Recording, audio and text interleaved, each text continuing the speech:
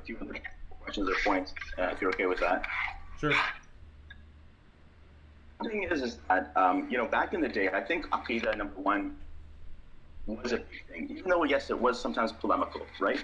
But at the same time, at least having that exposure to Aqidah was very important. And some people have Aqidah, teaching at least the basics of Iman. That could be from Kitab al-Iman from Imam Bukhari, or especially relevant, important ayat from the Quran, or gems from Aqidah Tahawiyah. So what my question is that, do you feel, number one, that people have stopped teaching Aqidah, number one? And then number two is, and report back in the day, I remember various du'at and the website Islam Online actually had an article on it. So you had big du'at in the US and around the world talking about the RAND report. And it was a reality. And what that did is it told Muslims, like, we're on a playing field and there is an opposing force, or there is people who can be perceived to be as adversaries or antagonists that are trying to reform Islam, that don't want you to practice every element of Islam, and and so forth, and things, basic things like wala and bara. And so we need to, number one, raise this kind of awareness. Rand wants to reform Muslims. The analogy that I often give is that it's like youth are told to go out there and they're told, let's go play soccer, right? But they're never actually told about the fact that there's going to be an opposing team on the field. And so that gives them this conception that we're all just playing together, we're just playing for fun. There's never any threat to our identity, never any threats to our community. Nothing is in the way of our goal, and it's just all kumbaya type of thing. That's the analogy that I usually give. I don't know if that's accurate or not, but again, it's like an Islam without any adversaries, without any antagonists. And the ironic thing is the Christians don't teach that. They actually they don't leave their identity unrestricted. They have a strict, often parameters of what constitutes as a Christian. And likewise, so does a Jew. You'll never find a Jew, for example, or a Zionist especially, not giving their wala to Israel. Muslims, it's like we're very unrestricted and we're very onto this kind of perennial philosophy. So what is your thoughts on that?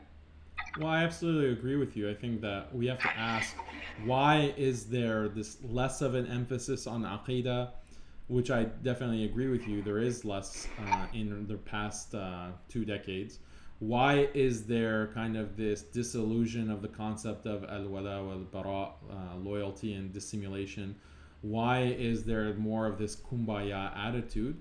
And I think that it's very clear that in the West you have forces that are pushing for Muslim assimilation, using the Muslim community for broader political purposes, like this kind of idea of multiculturalism, that, we're all part of one big tapestry.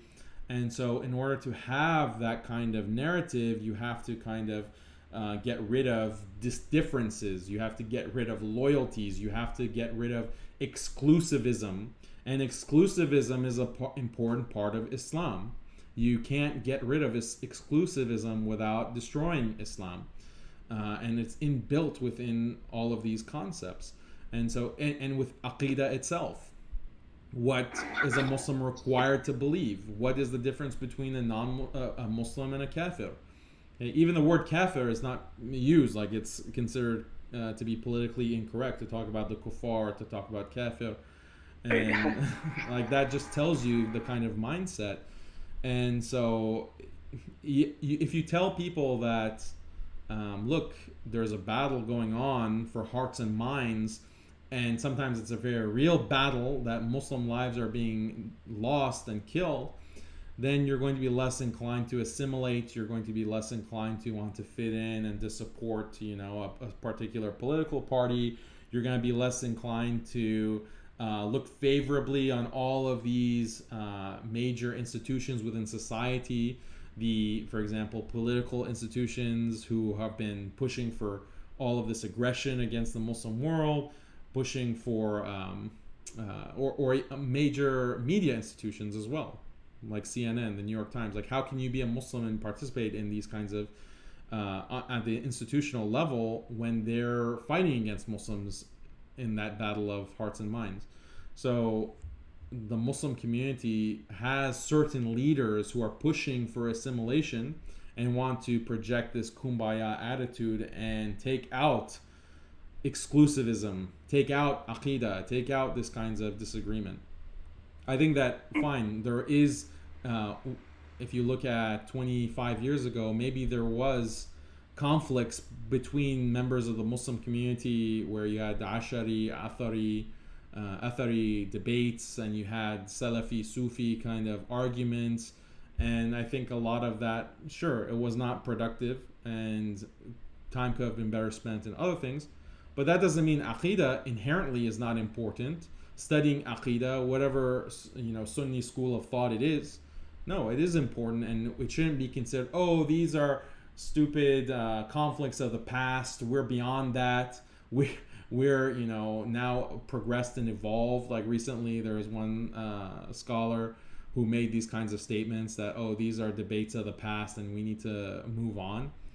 This is kind of a belittlement of Aqidah, which I don't think is right. I think that, yes, you have differences of opinion, you have ikhtilaf, you have arguments, and it has its place, and yeah, it shouldn't overcast and overshadow the bigger picture, the fact that Muslims are, as a whole, being attacked by these other ideologies, but it has its place.